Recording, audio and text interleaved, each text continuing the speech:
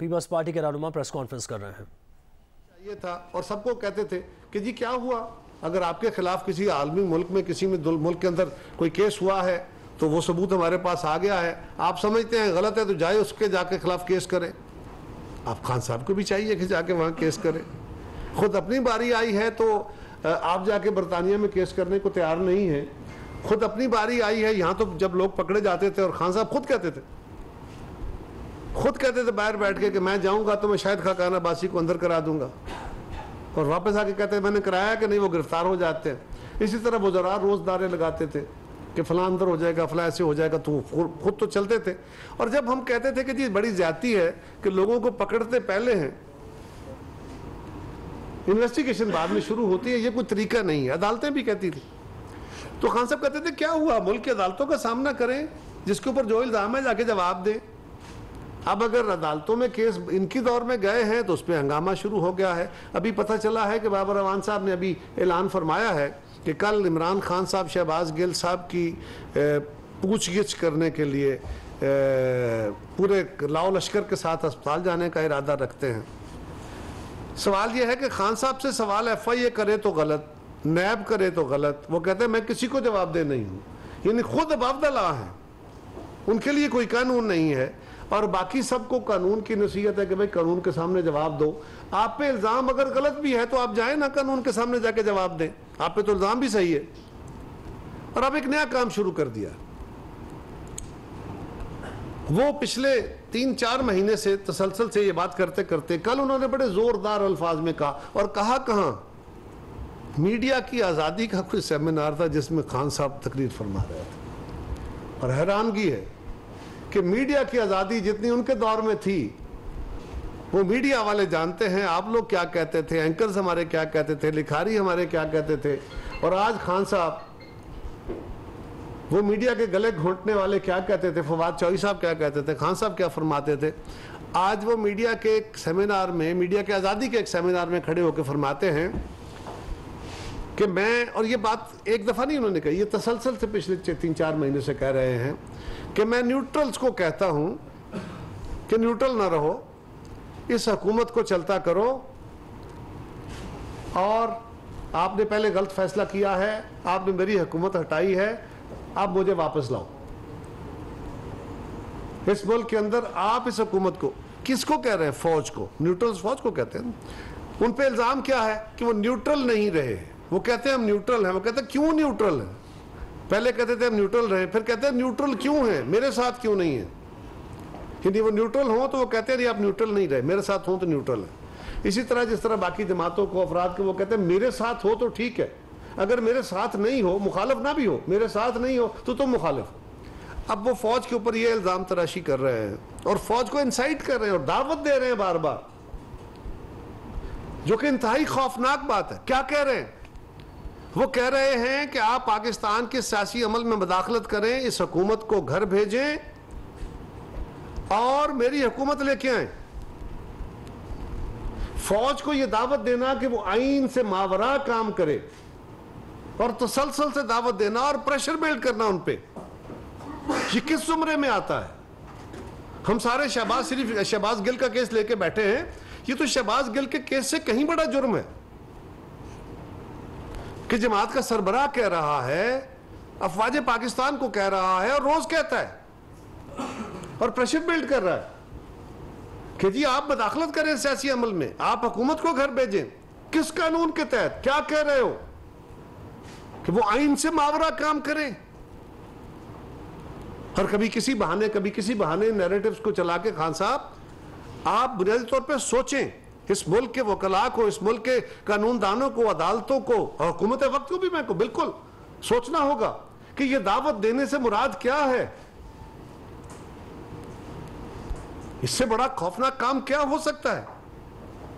शहबाज गिल का केस तो एक तरफ, ये तो कहीं आगे चले जाते और उसके बाद फिर कहते कि मेरे दौर में नैब मेरे कंट्रोल में नहीं थी। मैंने पहले भी गुजारिश की, भाई नैब आपके कंट्रोल में नहीं थी तो आपके वजीर किस तरह पहले प्रेडिक्शंस करते थे, फलां बंदा पकड़ा जाएगा, फलां बंदा पकड़ा जाएगा, अब इसकी जमानत मंसूख, ऐसे ही होता था।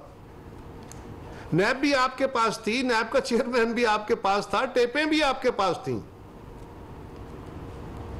और जिसको चाहते थे आप उसकी पगड़ियां उछालते थे। आपने तो किसी के हमने तो कभी के लिए नहीं किए। हम तो आपको फिर भी कहते रहे कि आइए खान साहब ठीक है आप हुकूमत करें, हम अदालतों को फेस करेंगे, हम अपने केसेस फेस करते रहे। जरदारी साहब ने तो आपसे कोई रिलीफ नहीं मांगा, आपने जी भर के गालियां दी हमें, एनआरओ एनआरओ एनआरओ मांगते हैं। हमने कोई एनआरओ नहीं मांगा था खान साहब। हमने कहा था कि हम पाकिस्तान को बचाने के लिए, हालात बड़ी तेजी से बिगड़ रहे हैं, आज आपके दौर के हालात का शाखसाना भुगत रही है पाकिस्तानी कौम। हम उस वक्त कह रहे थे कि आइए मिलकर मिसाके मईशत करते हैं। उस वक्त शहबाज शरीफ साहब ने कहा था, उस वक्त बिलावल साहब ने कहा था, उस वक्त जरदारी साहब ने कहा था। आज आपको बहुत याद आता है, लेकिन आप नैब को अपने जाती मकासद के लिए, अपने मुखालफीन को तोड़ने के लिए इस्तेमाल करते रहे। जो लोग आपके साथ होते थे उनके खिलाफ तो कोई केस नहीं बनता था, जो लोग आपके खिलाफ थे उनके खिलाफ केसेस बनते रहे।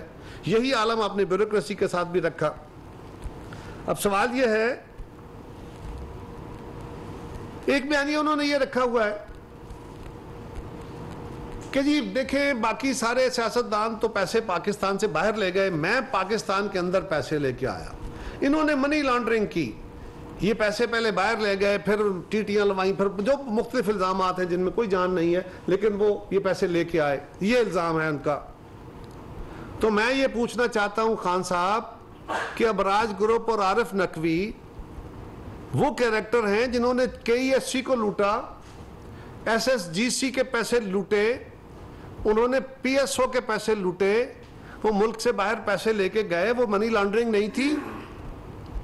वो आपको मुख्तलिफ अकाउंट से वो उन अकाउंट्स में पैसे भेजते रहे जो आपने डिक्लेयर नहीं किए, जो आपके अपने साथी अकबर बाबर ने वो केस डिक्लेयर किए, और जब वो सर्टिफाई हुए इलेक्शन कमीशन में तो वो मनी लॉन्ड्रिंग नहीं थी, ये मनी लॉन्ड्रिंग थी। और मैं हुकूमत वक्त से कहूंगा, बशीर मेमन साहब जो एक्स DGFI हैं खान साहब के दौर में रहे, उनका रिकॉर्ड पे उनका इंटरव्यू है। उन्होंने कहा खान साहब ने मुझे बुला के प्रेशराइज किया कि इन पे KESC पे अबराज ग्रुप पे ज्यादा हाथ नहीं डालो, इनका केस खत्म कर दो। उसने कहा जी मैं नहीं कर सकता। आपने नहीं माना। मैं आज हुकूमत वक्त को कहूंगा, मैं इन्वेस्टिगेशन को कहूंगा कि बशीर मेमन साहब को बुलाएं, उनका स्टेटमेंट लें और उसके ऊपर बिल्कुल केस बिल्ड करें, इसके ऊपर बिल्कुल पूरी तहकीकात करें कि यहां से पाकिस्तान का पैसा आरिफ नकवी साहब ले जाएं और आपको जाके दे दें। किस हवाले से दे रहे हैं? पाकिस्तान का पैसा, वो KESC का पैसा, वो कराची वालों का पैसा तो लूट रहे हैं, वो SSGC के पैसे तो नहीं दे रहे। आप उनको रियायतें देते हैं, वो बाहर चले जाते हैं और अमेरिका में जाके उनके केस बनते हैं, बरतानिया में उन पर केस बनते हैं, और आप कहते हैं कि मैं बड़ा साफ सुथरा हूं। ऐसा नहीं है। मनी लॉन्ड्रिंग का ये बड़ा आला नमूना है जिसका आप एडमिशन कर रहे हैं, जिसके अकाउंट्स पकड़े गए और उनकी बाकायदा ट्रांजैक्शंस हैं।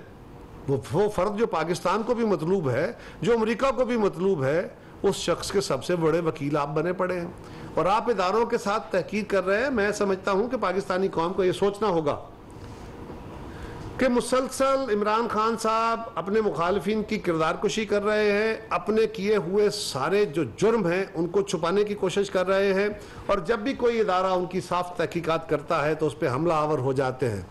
क्या हुआ? वो डिफ्लेक्शन करते हैं।